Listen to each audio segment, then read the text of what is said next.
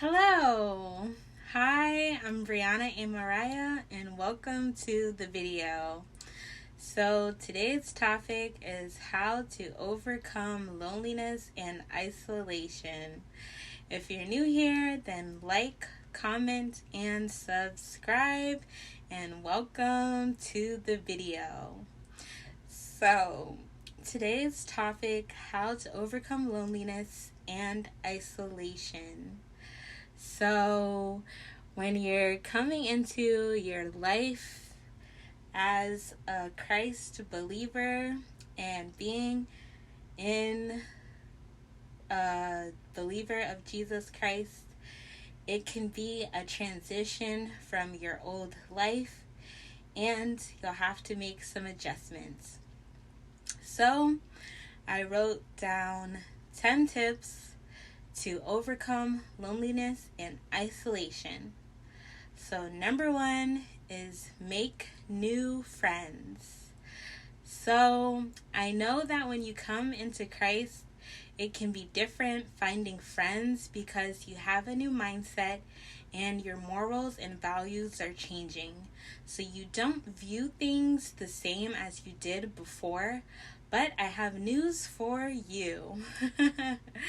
There are other believers out there who are just as passionate about Jesus Christ, God, Jehovah Jireh, and the Holy Spirit as you are. If you haven't already joined my Patreon, where you can personally message me and connect with me one-on-one, then join my Patreon. I'm friendly and open to being a friend to anyone who believes in Jesus Christ. So definitely start there. Number two, join a church. Everyone should have a church home. As believers, we are called to fellowship. So being in a church with other believers is a good idea and a solution to combat feelings of loneliness.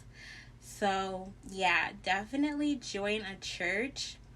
And if you don't have a church that you physically go to, then I would suggest picking a church that you like the most and attend virtually. And just make sure you attend virtually as often as you can. I would say like once a week is good to do. I have been slacking with this as of recently, but prior to recently, I was going to church virtually once a week, well, twice a week, I guess, because I was going to two different churches virtually. So I attend the Potter's House in Dallas, Texas virtually, and then Word of Faith in Atlanta, Georgia virtually. So those are the two churches that I attend virtually online. Yes, I live in Atlanta, Georgia, but I still attend Word of Faith virtually through the internet. So if you've been following my channel, you know that like for a long time I didn't have a car. So I recently just got a car.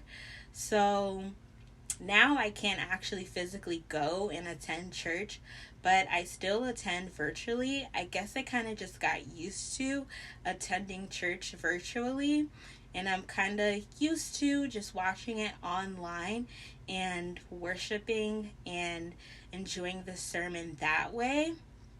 So, yeah, definitely attend a virtual church if you can't physically go and join a church. So, yeah, you should always have a church home. That is the base.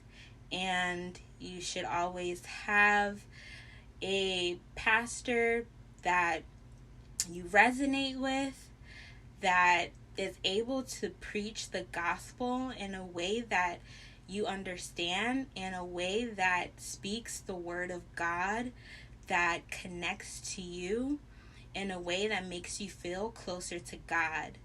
So that is something that I would suggest. As number two, join a church. Everyone should have a church home. So just find a church with a pastor that resonates with you really well. And if you can't physically go to the church, then make sure you're a virtual member. A lot of churches offer a e-membership or a virtual membership, and you're able to connect and worship God that way. So I would definitely recommend that. So yeah. Number 3, get out of the house. So getting out the house and immersing yourself in a new environment will help you have a fresh perspective on things and will change your outlook for the better. So you'll get to experience new things than if you would have stayed at home. And getting in a new experience will change your outlook on things than just being stuck in the house and thinking about the same old things again and again. And even potentially meet new people that you would have never met if you would have just stayed at home. So that's also something to think about. Getting outside the house gives you the opportunity to meet new faces and meet new people and be in new surroundings and have new energies, new vibes, and it just exposes you to more things than if you were just staying at home. So it's good to get outside, maybe touch the grass, go to your local coffee shop, soak up their Wi-Fi, have a coffee, walk around your neighborhood, talk to a neighbor. The Bible says, love thy neighbors as you love yourself. So definitely chat it up with the neighbor, get to know your neighbors. That can be helpful for you to combat loneliness and overcome isolation. So, yeah. Number 4, if you can't get out the house, then get social on social media. I know they say that social media can be toxic and whatnot, but social media is a good tool to use when you want to be social, especially when you want to express yourself in a way you haven't before. Is there something God has been calling you to express on social media? Well, what are you waiting for? Get on Instagram, Facebook, TikTok, YouTube, and start using the gift that God gave you. I like to share a quote. Your talent is God's gift. What you do with it is your gift back to God. Yes. So I'm going to say the quote one more time. Your talent is God's gift. What you do with it is your gift back to God. So just let that sink in. Think about it for a second. And start using your gift. Give it back. Give and it will come back to you. Good measure, press down, shake it together, running over. Give and it will come back to you when you give into the Lord. Alright, you know that church song? Do you know that church song? Comment below if you know that church song. Yes, they used to sing that in my church all the time. So yeah. Number 5, call or visit family. There's nothing like having family to be with through thick and thin. That's what family is for. Has it been a while since you've checked on a family member? Call them up and see how they are doing. Ask them if they want to meet for lunch or grab some drinks.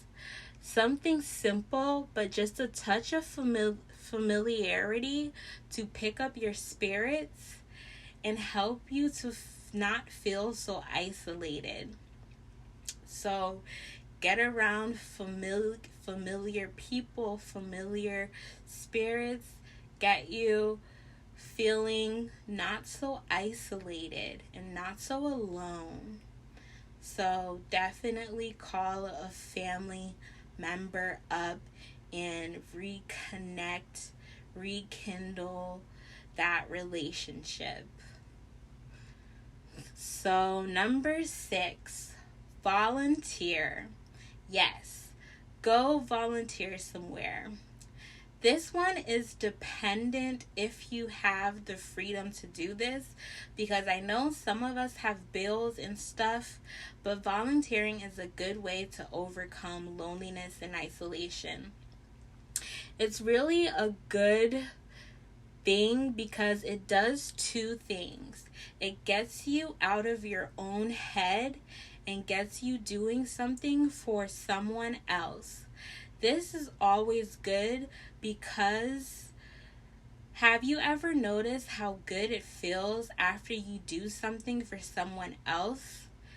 If you're ever tight on cash, I would recommend you donate plasma. This is what I personally do. I go to a plasma donation center here in Atlanta and donate my plasma to people who need it. Plasma donation is a gift of life. When you donate plasma, you are giving a patient with primary immune deficiency a chance to ward off infections and live a normal life. Patients who can benefit from plasma donations include burn injury survivors and hemophiliacs, as well as those with rare and or chronic conditions, and those with immune deficiency. For a countless number of patients, plasma donations are their lifeline. Every time I donate plasma, they give me around $100 for the donation via prepaid credit card or debit card. So this is a way I'm able to volunteer and help someone else while still receiving some nice monetary assistance for the time it takes to go through the process. So this is a way you could volunteer if you're tight on your time or income, or if you have full freedom to volunteer wherever, then try an animal shelter, your local church, or simply help out your family member, friends, or neighbors. Even a stranger. There's so many ways to volunteer and do something for someone else. Find something, do it. And I promise it'll help you overcome loneliness and isolation. Number 7, get a pet. I have a pet. I have a dog. His name is Theodore, which means God, but I don't know if it's a bad thing to name your dog after God. I don't know. I had this thought, after I named him, maybe a year or 2 after I named him Theodore, I was like, I don't know, is it bad that I named my dog after God? But since he's my baby, since I don't have kids, he's pretty much my baby. I practically birthed him into life. We had like a water birth and everything. No, I'm just kidding. But he is my baby. This is my baby since I don't have kids.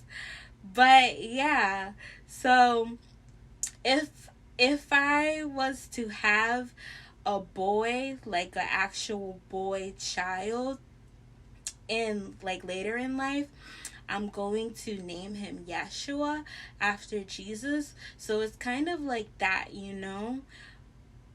So the same way how I plan to name like my first son Yeshua after Jesus, that's kind of how I was thinking about naming my firstborn dog.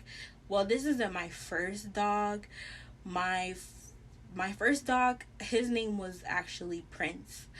But I had got rid of him. I wasn't really ready to have a dog at that time. But when I had got this dog, oh, this is my baby. And I can't get rid of him. Like, I even thought of getting rid of him because I had got him from an ex. And I was taking this course by Tony Gaskins.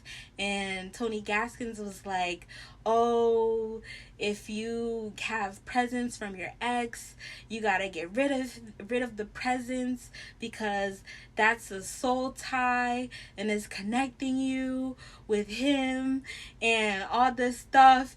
And I was having a really breakdown time at that time, and I was really like, I don't know if I want to get rid of my baby. Like, this dog is my baby. So so I was thinking of getting rid of him at this time because I was taking Tony Gaskins' course at the time. If you guys don't know who Tony Gaskins is, he's like a Christian relationship coach here on YouTube. But yeah, so I was taking his course at one point of time. This is like in 2020. I was taking his course. So yeah, so I was considering getting rid of my dog, which is my baby. But I didn't end up getting rid of him. I tried to get rid of everything else that I got from my ex, like purses and stuff like that. Well, I tried to get rid of almost everything. I tried to get rid of everything. I think I still might have some stuff, but I'm still in the process of trying to get rid of them. I'm not trying as hard as I was when I was taking that course. But I was really thinking of getting rid of my dog, but I decided to keep my dog because this dog is like my baby. Like, he is like my baby. So yeah, anyways, I decided to keep the dog. And yeah, so he is like literally like my baby. So yeah, so that's why so like how I'm gonna name my firstborn child Yeshua after Jesus, since this dog is my first dog baby, my first fur baby. Because the other dog, I just didn't have that connection with the other dog. It just wasn't the same. Like, I guess this was like, I did get this dog from my ex, and me and this ex, we dated for like 2 years or something like that. Like, if I was to ever have a kid, it would have been with that ex. So I guess this was like our baby. We had a fur baby or whatever. So this was like my baby. It was my pet baby, my fur baby. So I named him Theodore, which is God, which means God in Greek, I believe. So yeah, so it was like my firstborn pet baby, and I named him after God. So yeah, so that's really where I was coming from when I named him. So yeah, so it's more of like an admiration for God. So yeah, but I guess now that I'm breaking it down and really kind of telling you guys why I had named him that, now I guess I didn't really have to change his name, because I did. He has a he has a full name. So he has a middle name. His middle name is Nugget. So he knows his first name and he knows his middle name. So if I call him by his middle name, he'll come here. So yeah, but I call him by his first name, he'll also come here too. So he knows both of his names. He's a very smart dog. So yeah. But yeah, so yeah, now that I'm going through why I actually like named the dog, I guess now, like, I didn't have to worry about naming him after God, because it came from a place of like endearment, and not from like any like any like a malice kind of place or whatever. I'm not sure if that's the right word for it, but yeah, it didn't come from any kind of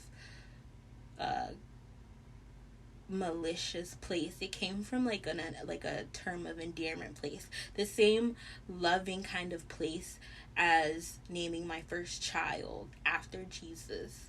This is my first fur baby, so I named him after God. So yeah, get you a pet. That's number 7. But anyways, let me know what your thoughts are on this topic in the comments about my dog's name. Let me know your thoughts in the comments. But yeah, his middle name is Nugget, so we call him Nugget right now. He's really smart though, so he remembers his first name. So he'll answer to both, but we just stick with Nugget right now. Anyways, back to number 7, get you a pet to help combat isolation and loneliness. This is a great way to help with that. My dog is a Staffordshire Bull Terrier, so he's a mini pit bull and is 30 pounds and won't get any bigger than that. Pets are amazing. I get happy having him around, like my little baby, my little friend. I get to care after him. Sometimes he annoys me, but I mean, I imagine having a child would annoy me. I'm laughing because I have a nephew. I have a nephew and I live with my family. So I live with my sister and my nephew. And my sister and my nephew be going at it sometimes, and she be spanking him sometimes. But then there's other times where she just be like, "You don't want to hug mommy? You don't love mommy?" So I be watching them go back and forth. So I'm just imagining how I would be. Sometimes my dog, he does annoy me. But when he's not annoying me, because when he's not annoying me, then I love him. Because he's just like me. He's spoiled. Like, he is a spoiled fur baby. He's spoiled. I tell you, he's spoiled.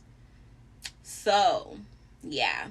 And he has emotions, So he has emotions, and he has these emotions, and he wants what he wants, and he acts how he acts. He acts just like me. When people say your dog acts like you, I can kind of see it. But anyways, when he's being good, I love him. So get a pet. Okay, so number 8, talk to Jesus. Yes, talk to Jesus. This helps me a lot, especially when I feel very overwhelmed and a lot is going on. I need to talk. I just start talking in my prayer, having a full dialogue about what's going on, and just totally vent it out to Jesus. So, yeah. It will just be like, look, Jesus, I need to talk. And I just start talking. I won't have it as my normal prayer. I try to have my prayer requests. And then I try to have things that I'm thankful for. And have it in that kind of fashion. And whatnot. And then I do like a meditation too with it. So I kind of have a normal rhythm like that in my normal prayer, in my everyday prayer. But there's times where I just am like, I need to just talk. And I'm like, hey, Jesus, this is what's going on. And I just let it all out. So this makes me feel so much better. I kid you not, the times I do this, it really relieves me about whatever is stressing me out, or I'm worried about, concerned with, or whatever emotions I have that I can't even articulate, because sometimes it's like that. It's just these emotions that I don't even know what's bothering me sometimes, and I can't even pinpoint what is even wrong with me. So it's like I have to go to Jesus in prayer and just talk it out at this point, because I don't even know what it is. So yeah. But I just know when I vent it out, and I need to vent it out to Jesus, I feel better.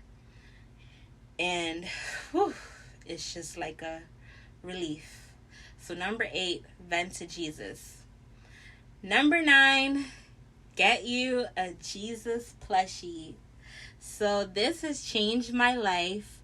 I used to sleep with the stuffed teddy bear, and I switched it out for a Jesus plushie. I call it plushie because it's not a doll. But yeah. So this is amazing. I just love sleeping with Jesus every night and cuddle. It's amazing. I got this one off Amazon, and it was only like $15 or so. I'll put the information in the description. I'll try to remember to put it in the description. And I want to get a life-size version, but it's like $200. So I'm thinking of waiting until my birthday or something to buy that one, or if I could find a deal or something. So yeah. Number 9, get you a Jesus plushie. It feels good to sleep with Jesus every night. So, yeah.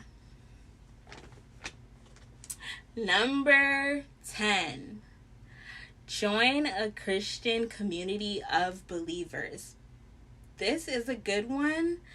There are plenty of Christian communities of believers out there, so do some research and find one that fits you. If you haven't joined my community called Christ Gang, then you can join it. It's a free app we have on the Vibely app where you can join and get connected that way. So yeah, it's free, and you can join. The community link is in the description. And yeah, there's also my Patreon where you could connect with me one-on-one. So you could join my Patreon. The link is in the description. Also, check out the merch and Christ Gang t-shirts. The link is in the description. So yeah. So those are my 10 tips of how to overcome loneliness and isolation. By the way, if you haven't already joined my Patreon, then join my Patreon now. The link is in the description. I have music downloads over there, Christian social media posts, principal workbooks, gratitude course, how to be on fire for God course, Holy Girl course, how to love as a Christian course, and a self-love for the fearless woman of Christ course. The link is in the description. Thank you for watching, and bye!